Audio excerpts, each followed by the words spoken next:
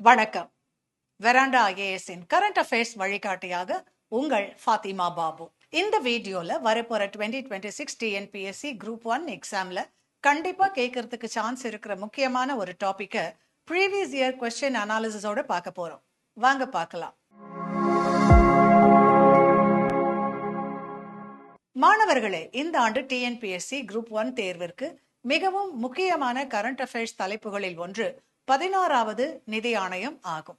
2026-27 முதல் 2030-31 வரை அமல்படுத்தப்பட உள்ள இந்த ஆணையத்தின் பரிந்துரைகள் இந்திய கூட்டாட்சி அமைப்பின் எதிர்கால திசையை நிர்ணயிக்கும் முக்கிய ஆவணமாக பார்க்கப்படுகிறது. எனவே இதை ஒரு கரண்ட் அஃபேர்ஸ் தலைப்பாக மட்டுமல்லாமல் இந்திய அரசியல் அமைப்பு பாலிட்டிக், இந்திய பொருளாதாரம் எக்கானமி, கூட்டாட்சி ஃபெடரலிசம், அரசியல் அமைப்பு கான்ஸ்டிடியூஷன், வரி விதிப்பு டாக்ஸேஷன் மற்றும் மத்திய மாநில உறவுகள் சென்டர் ஸ்டேட் ரிலேஷன்ஸ் ஆகிய அனைத்தையும் இணைத்து படிக்க வேண்டும். இந்திய அரசியல் அமைப்பின் ஆர்டிகிள் 280 கீழ் குடியரசுத் தலைவர் ஒவ்வொரு 5 ஆண்டுகளுக்கும் ஒரு முறை பினான்ஸ் கமிஷனை நியமிக்கிறார். இந்த ஆணையத்தின் முக்கிய பணி மத்திய அரசின் பகிரத்தக்க வரி வருவாய் divisible pool of central taxes மாநிலங்களுக்கு எந்த அடிப்படையில் பகிரப்பட வேண்டும் என்பதை பரிந்துரைப்பது. ஆர்டிகிள் 275 கீழ் கிராண்ட்ஸ் இன் எய்ட் வழங்குவது, மாநிலங்களின் நிதிநிலையை ஆய்வு செய்வது, உள்ளாட்சி அமைப்புகளுக்கான பஞ்சாயத்ஸ் அண்ட் அர்பன் லோக்கல் பாடிஸ்கான நிதி ஒதுக்கீட்டை பரிந்துரைப்பது, பேரிடர் நிவாரண நிதி டிசாஸ்டர் மேனேஜ்மெண்ட் ஃபண்ட்ஸ் தொடர்பான ஆலோசனைகளை வழங்குவது ஆகியவை ஆகும். 16வது நிதி ஆணையத்திற்கு டாக்டர் அரவிந்த் பனகாரியா தலைவராக நியமிக்கப்பட்டார். இந்த ஆணையத்தின் அறிக்கை 2026-27 முதல் 2030-31 வரை அமல்படுத்தப்படுவதற்காக 2026 பிப்ரவரி 1 நாடாளுமன்றத்தில் தாக்கல் செய்யப்பட்டது. இந்த அறிக்கையின் மிக முக்கியமான அம்சம் என்னவென்றால், மாநிலங்களின் மத்திய வரி பங்கு ஸ்டேட்ஸ் ஷேர் இன் டிவிசிபிள் பூல் 41% தொடர்கிறது. இது 15வது நிதி ஆணையத்தின் பரிந்துரையை மாற்றாமல் தொடர்கிறது. ஆனால் மாணவர்கள் கவனிக்க வேண்டிய மிக முக்கியமான விஷயம், டிவிசிபிள் பூலில் செஸ் மற்றும் சர்சார்ஜ் மூலம் மத்திய அரசு வசூலிக்கும் வருவாய் இடம்பெறாது. அதே போல காஸ்ட் ஆஃப் டாக்ஸ் கலெக்ஷனும் கழிக்கப்பட்ட பிறகே பகிரத்தக்க வருவாய் கணக்கிடப்படுகிறது. இதனால் தான் பல ஆண்டுகளாக தமிழ்நாடு உள்ளிட்ட தென் மாநிலங்கள் செஸ் மற்றும் சர்சார்ஜ் அதிகரிப்பதால் மாநிலங்களுக்கு கிடைக்கும் உண்மையான வரி பங்கு குறைகிறது என்ற விமர்சனத்தை தொடர்ந்து முன்வைத்து வருகின்றன. இந்த விவாதம் கோஆபரேட்டிவ் ஃபெடரலிசம் மற்றும் பிஸ்கல் ஃபெடரலிசம் ஆகிய இரண்டிற்கும் இடையிலான முக்கிய அரசியல் மற்றும் பொருளாதார விவாதமாக மாறியுள்ளது. 16வது நிதி ஆணையத்தின் மிக முக்கியமான கரண்ட் அஃபேர்ஸ் மாற்றம் மாநிலங்களுக்கு நிதி பகிரும் அளவுகோல்களில் கிரைட்டீரியா ஃபார் ஹாரிசான்டல் டெவல்யூஷனில் செய்யப்பட்ட மாற்றங்களாகும். 15வது நிதி ஆணையத்தில் இன்கம் டிஸ்டன்ஸுக்கு 45% வெயிட்டேஜ் வழங்கப்பட்டிருந்த நிலையில் 16வது நிதி ஆணையம் அதை 42.5% குறைத்துள்ளது. அதே நேரத்தில் 2011 மக்கள் தொகைக்கு பாப்புலேஷன் 2011 சென்சஸுக்கு வழங்கப்பட்ட வெயிட்டேஜ் 15%-இருந்து 17.5% உயர்த்தப்பட்டுள்ளது. இதுவே தற்போதைய தேசிய அளவிலான மிகப்பெரிய விவாதமாகும். மக்கள் தொகையை கட்டுப்படுத்திய தமிழ்நாடு, கேரளா போன்ற மாநிலங்கள் பாதிக்கப்படக்கூடும் என்றும் தென் மாநிலங்கள் கருத்து தெரிவிக்கின்றன. மேலும் டெமோகிராபிக் பெர்ஃபார்மன்ஸுக்கு வழங்கப்பட்ட வெயிட்டேஜ் 12.5%-இருந்து 10% குறைக்கப்பட்டுள்ளது. இதன் பொருள், குடும்ப கட்டுப்பாடு, மக்கள் தொகை கட்டுப்பாடு போன்ற துறைகளில் சிறப்பாக செயல்பட்ட மாநிலங்களுக்கு வழங்கப்பட்ட ஊக்குவிப்பு குறைக்கப்பட்டுள்ளது என்பதாகும். ஏரியா கிரைட்டீரியன் 15%-இருந்து 10% குறைக்கப்பட்டுள்ள நிலையில் ஃபாரஸ்ட் அண்ட் எக்காலஜி அளவுகோல் மட்டும் 10% மாற்றமின்றி தொடர்கிறது. மேலும் 15வது நிதி ஆணையத்தில் இருந்த டாக்ஸ் அண்ட் பிஸ்கல் எஃபர்ட் என்ற 2.5% அளவுகோல் முழுமையாக நீக்கப்பட்டுள்ளது.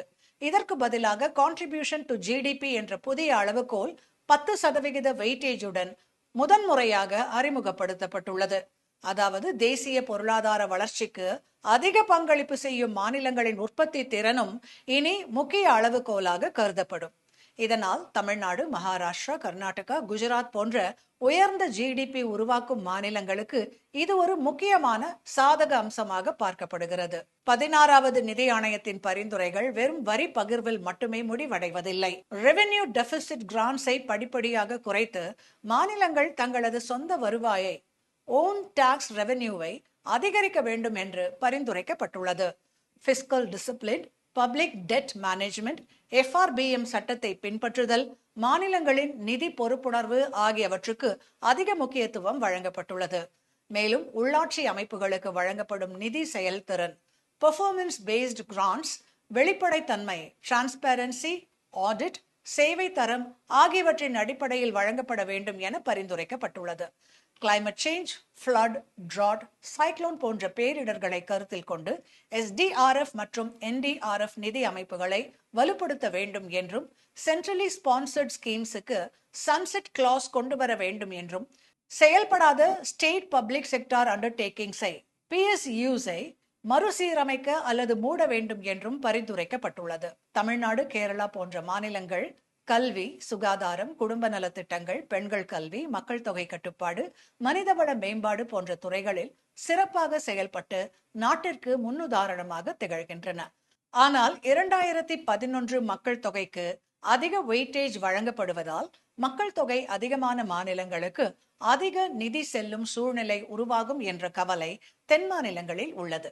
அதே நேரத்தில் கான்ட்ரிபியூஷன் டு GDP என்ற புதிய அளவுகோல் தமிழ்நாடு போன்ற உற்பத்தி மாநிலங்களுக்கு ஓரளவு நன்மை அளிக்கக்கூடியதாகவும் பார்க்கப்படுகிறது. இதனால் எதிர்காலத்தில் இந்திய நிதி கூட்டாட்சி, fiscal federalism, need based federalism மற்றும் பெர்ஃபார்மன்ஸ் பேஸ்டு ஃபெடரலிசம் ஆகிய இரண்டிற்கும் இடையிலான சமநிலையை எவ்வாறு பராமரிக்கிறது என்பதே மிக முக்கியமான கேள்வியாக இருக்கும். மாணவர்களே, இந்த தலைப்புடன் இணைத்து ஆர்டிகிள் 268 முதல் ஆர்டிகிள் 281 வரை உள்ள centre state financial relations, article 270 distribution of taxes, article 275 grants in aid, article 280 finance commission, article 293 state borrowing, GST council, article 279A finance commission மற்றும் GST கவுன்சில் இடையிலான வேறுபாடுகள், vertical devolution, horizontal devolution, fiscal federalism, cooperative federalism, competitive federalism,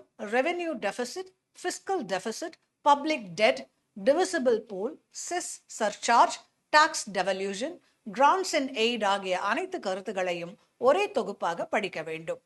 TNPSC group 1 தேர்வில் பிரிலிம்ஸில் article 280 divisible pool, finance commission, cess, surcharge, fiscal federalism போன்ற நேரடி கேள்விகள் வருவதற்கும், மெயின்ஸில் 16வது நிதி ஆணையத்தின் பரிந்துரைகள் இந்திய கூட்டாட்சியை எவ்வாறு பாதிக்கும், மக்கள் தொகை அடிப்படையிலான நிதி பகிர்வு தென் மாநிலங்களுக்கு பாதகமா, 15வது மற்றும் 16வது நிதி ஆணையங்களை ஒப்பிட்டு மதிப்பீடு செய்க, பெர்ஃபார்மன்ஸ் பேஸ்ட் பிஸ்கல் ஃபெடரலிசம் இந்திய கூட்டாட்சியை வலுப்படுத்துமா போன்ற பகுப்பாய்வு அனலிட்டிக்கல் கேள்விகள் கேட்கப்படுவதற்கும் அதிக வாய்ப்பு உள்ளது.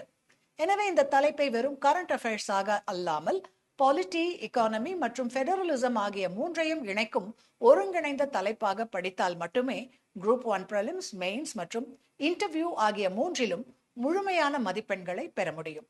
ரொம்ப இம்பார்ட்டன்ட் டாபிக், நல்லா படிங்க. இந்த வீடியோ உங்களுக்கு பிடிச்சிருந்தா லைக்ஸ் அண்ட் கமெண்ட்ஸ் பண்ண மறக்காதீங்க. இந்த மாதிரி வீடியோஸை தொடர்ந்து பார்க்க வெராண்டா IAS சேனலை சப்ஸ்கிரைப் பண்ணிக்கோங்க. இந்த வீடியோவை உங்களை மாதிரி ஆஸ்பிரன்ஸ் கூட ஷேர் பண்ணிக்கோங்க. மறுபடியும் ஒரு பயனுள்ள வீடியோவில் உங்களை சந்திக்கும் வரை உங்களிடமிருந்து விடைபெறுவது உங்கள் ஃபாத்திமா பாபு. நன்றி, வணக்கம். Veranda IAS, where your dream becomes reality.